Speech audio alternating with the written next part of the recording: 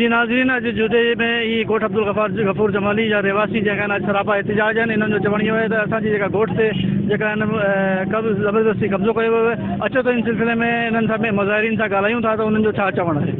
जी जमाली बिरादरी, उनड़ बिरादरी, चांडिया बिरादरी जेके समय सालन खां उते आबाद आहिनि, हिकिड़ा कूड़ा क्लेम खणी हिते जा मकामी जेके आहिनि कब्ज़ाखोर उहे उन्हनि खे लॾाइण चाहिनि था। सरदारनि खे बि चऊं था जेके जमाली जा बि सरदार थियो वेठा आहिनि, उनड़नि जा बि सरदार थियो वेठा आहिनि, सभिनी जा सरदार थियो वेठा आहिनि। हिननि जे बिरादरियुनि सां ज़ुल्म लॻो पियो आहे।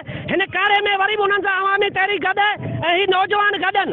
रसूल बख्श रायमू, अली नवाज़ पठान जो इहो ई कमु हूंदो आहे। जिथे बि कब्ज़े जी बनियुनि ते कब्ज़ा कराए थो, प्लाटनि ते कब्ज़ा कराए थो।